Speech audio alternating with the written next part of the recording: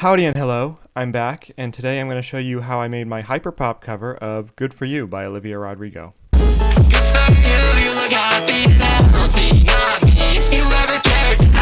So the first thing that I like to do when I record covers is I find like an a cappella version of the song, and luckily this is a pretty popular song, so it's really easy to find like a high quality a cappella that someone made out there. With this specific track, I started building the instrumental around this a cappella that I brought in before I was able to record my own vocals, which is another good thing about finding a cappellas if you can.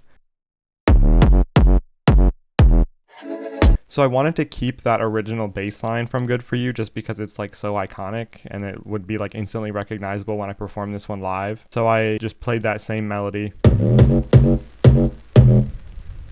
layered it with some kicks, and then I also wanted to keep this like vocal riser. For you, I guess you moved on really easily. So looking at the first verse, the first thing that really comes in is that snare. And then after 8 bars of just the snare and the bass, we bring in some more instruments.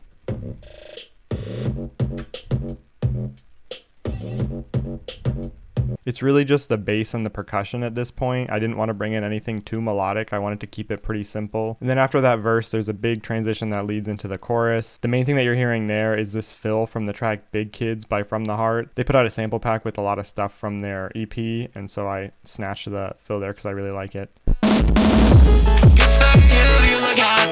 Taking a look at the chorus, there's the obvious like crashes and transitional sounds as we get into the big drop. The main melody here is from this sample. So that's kind of after I processed it and everything. This is what the original sample sounded like. A lot less choppy, a lot less glitchy. So the main thing that I put on that to get those choppy effects was just halftime, messing with some of the settings there. So then for the bass on the chorus, it does switch to another bass. This one's made by me, and I just put some different distortion and stuff on it to better fit this track. There's also just the usual percussion, kicks, snares, hi-hats, and everything. Everything's pretty simple there. I will say one of the biggest things that like brought this together was this stomp. It just hits and then reverses like every 4 bars. That was inspired by a lot of Alden tracks. Like I'm pretty sure he does it on Glitter, where there's like a big stomp alongside the kicks. So that just gave it a bit more energy and really helped bring the chorus to like another level where it feels a lot more energetic than the verses.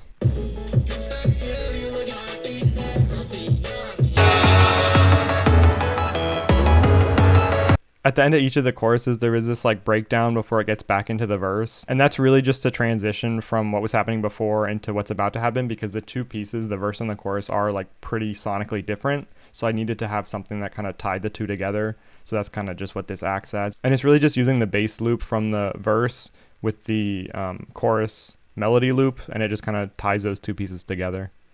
Baby, I'm too emotional, but you're jumping over to the bridge, it's kind of stripped down. There's not too much happening here. The main thing really is just this piano loop. I use this one probably way too much, way more than I should, but it just creates like an instant mood and a totally different feeling section than everything else. And then halfway through the bridge, it gets layered up with this arpeggiator, which is just arpeggiating the chords that the piano is playing. Nothing too crazy. That's really it for the chorus. It's just those piano chords and then the piano chords and the arp. I wanted to keep the energy pretty low, transitioning from the first half of the chorus after the bridge to the second half of the chorus, because that's when the Like a Damn Sociopath line comes in, and it kind of is supposed to like bring back the energy. So I wanted to keep it pretty similar to how the bridge was, with that low energy before I say that line and then everything comes back in. So to do that, I just like looped those piano chords, started bringing in some of the drums and the bass. The bass is pitched up an octave though, just to give it more of a spacey, airier feeling before everything comes back in. I also brought in the chorus melody pitched up an octave too. And then it's just the last chorus again.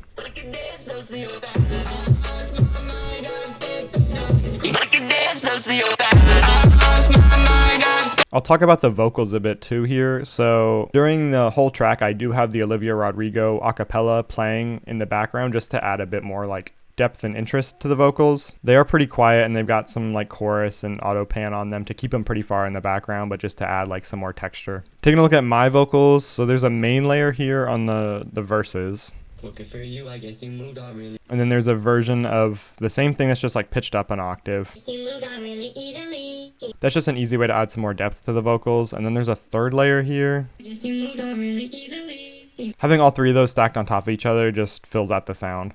Looking for you, I guess you moved on really easily. During the chorus, there's only 2 layers of vocals happening, so the main one is here. Good for you look happy and healthy. And that's just me singing it normally with little altar boy here pitching everything down by 12 semitones just to bring in like a lower octave version of it. And then stacked on that, we just have a version of the vocals pitched up 12 semitones. Good for you look happy. Good for you, you're doing great. If you know the original song, you'll know that I did cut out like a big guitar solo that happens in the track just because I didn't want to like stand around, because the song was meant for me to perform live and I didn't want to have like a big gap where I'm not doing anything. So I did actually take the vocals from that section where the guitar solo is happening and Olivia Rodrigo is just doing this like melodic ooh and ahs. So I took those and I just have those playing in the background of the bridge to add some more interest. That's pretty much it. There's not that much to it. It's a pretty simple track. I just wanted to make every element really strong, and I think the beat itself turned out pretty good. It's a really fun one to perform live.